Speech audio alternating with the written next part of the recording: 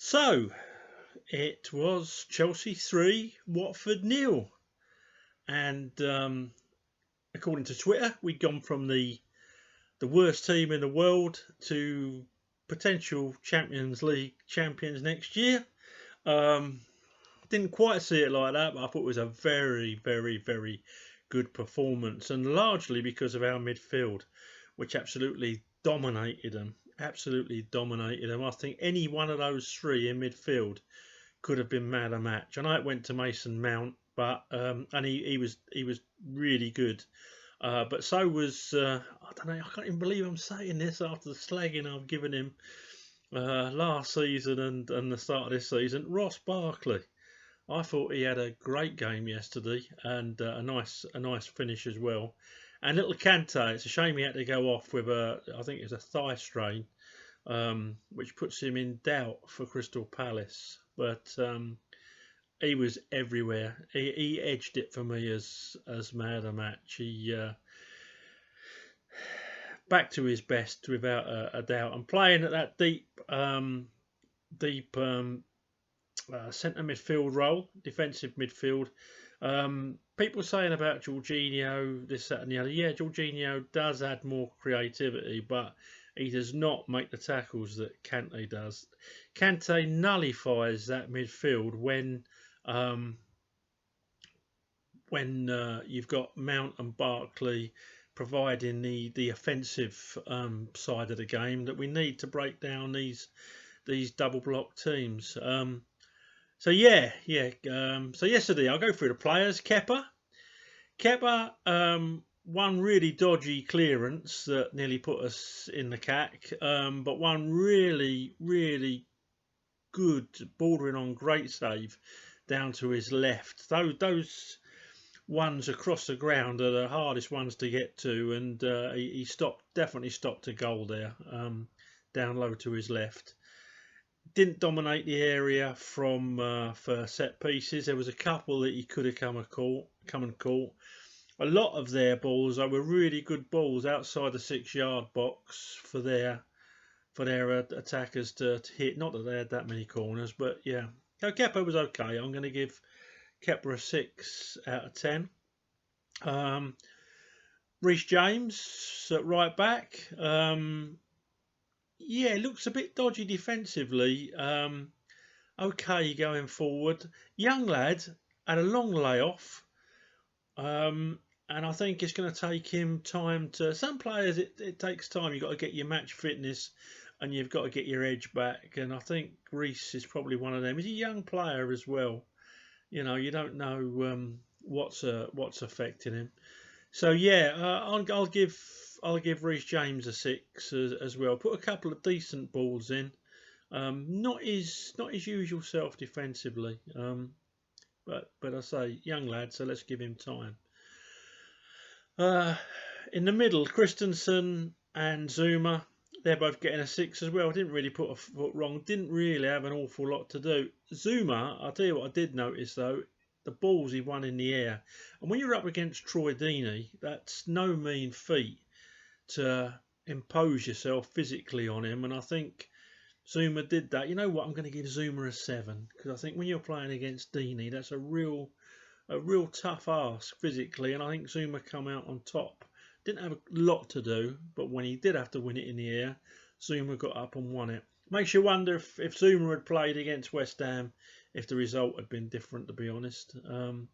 Doesn't look at ease on the floor, but you know what? In the air, he's mustard. So yeah, I'm gonna give Zuma a 7. Aspie did okay. Defensively, we looked a lot better down there on the left hand side. That said, didn't really get attacked a lot, did we? We didn't really give them the opportunity. We just bossed that game. Aspie, yeah, I'm going to give him a 7. And now the midfield. Well, for me, Mount, Barkley, and Kante, all 9s. All 9s. Didn't go the whole game without making any mistake. Mason Mount, a couple of misplaced passes early on. Ross Barkley lost in possession again early on, and a little Kanté, a misplaced pass early on. So they don't get a 10, but they're all getting a 9. And for me personally, and I can see if people say Barkley or Mount a man of the match, for me Kanté gets a 9 star plus, and he gets my man of the match. Pulisic, yeah, I mean he's gonna get a 9. He's gonna get a 9 from me. He was a danger all afternoon. The more I see him, I don't like comparing him with Hazard, but the more I see him, the more he's growing, isn't he? He's growing as a real force, and he's so direct running. He's got such quick feet. I really do like Pulisic. He's getting a 9 from me as well. Big Ollie Giroud, who took a great goal. That was a great goal. I mean, it was a great build-up. You know, Mount and Barkley, quick from Mount, turn from, but Giroud, I think he knowing that the centre half, I think it was Dawson, is sliding in, and just have the awareness to put it to the other side. Great goal. Held the ball up really well as well. I'm giving Giroud an 8. Willian, I tell you what, great penalty, obviously, but really caused them problems all afternoon. And when he wasn't causing them problems, he was running back. Again, I was watching him defensively more than anything, and yeah, he's going to be a big loss if we lose him, because he does get back and do a lot of defensive work that, as I say, a lot of people don't notice. I'm going to give Willian 8.5. 8.5. Not quite up there with Pulisic, but you know, well up there nonetheless. So yeah, we got the penalty. We had Giroud's cracking goal, and Barkley. What a goal that was as well. You know, just showed the best of Ross Barkley. And I'll tell you what, he's winning me round. He's winning me round. If he stays like this, you know, post lockdown and a little bit pre lockdown, he's got to be worth keeping in the squad. You know, he's looking a real talent. You know, the big thing about him has always been his inconsistency.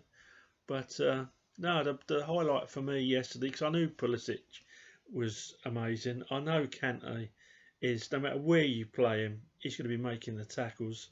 And I know Zuma is going to win most things in the air. But yeah, Barkley, he really put a shift in, and he's looking as if he's getting some consistency. So fingers crossed. He's 25 now, he's 24, 25. So he might even be older than that. I'll have to look it up. But he's growing into a proper footballer. So let's hope he maintains that, doesn't go off the rails, doesn't go partying and or fighting in pubs, and he should be there, shouldn't he? When the substitutes come on, to be honest, after they come on, we had 10 minutes a little bit dodgy, where Watford looked like they were coming back into it. Tammy, yeah, didn't hold the ball up like Giroud does. Feel a bit sorry for him at the moment. It looks as if he's got no confidence. Maybe the fact that Giroud's been in the side, I don't know. Maybe the fact he's still carrying an injury, because it takes ages to get over the sort of injuries he's had. I'll give him a 5. He didn't hold the ball up particularly well, but he didn't do anything particularly badly. He made one great defensive tackle, actually. I'll give him a. No, I'm going to give him a 6. I'm going to give him a 6. 5's unfair. Billy Gilmore, pretty much the same. Didn't have a chance to impose himself on the game. Lost out physically, but that's not his game. to one challenge. They give Billy Gilmore a 6. Loftus-Cheek, I thought Loftus-Cheek looked a bit, apart from that stinking header, I thought he looked a bit more himself when he came on. Wanted the ball, took control of it, physically imposing. I think another 3 or 4 games. I know that's nearly the end of the season, but I think we'll be seeing the best of Loftus-Cheek. And with the games coming up, I mean, we've got Wolves, Sheffield United, and Liverpool, who are all in the top 7 or 8. We're gonna need him. So yeah, that's us. So I was pretty pleased. I thought we dominated the game. Everyone put a shift in, which is all you can ask as a football supporter. And yeah, Frankie Lampard got it bang on tactically. Watford have, when they're on it, as we saw against Liverpool, they're capable of beating anyone, but we didn't allow them to be on it. We did not allow them. You know, the running that we got through yesterday, I'd love to see the stats for that, because we were on it.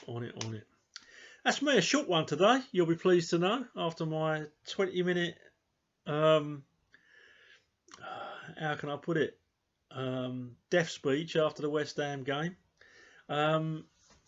Yeah, looking a lot brighter. We needed to win yesterday because the others are on our tails. And remember my tip, I did say to you, I think Manchester United will catch us because of their easy running, but I think we'll catch Leicester. You heard it first. I know Leicester won yesterday, but you heard it here first. Look at Leicester's fixtures. Get a cheeky little pound on even. And for Leicester not to qualify, and for Man United and Chelsea to finish in the top 4. Cheeky little quid. So yeah, that's my tip. Right, that's all for me today. Up to Chelsea. Speak to you after the Palace game, when hopefully this smile will still be on show. Okay, speak soon, folks.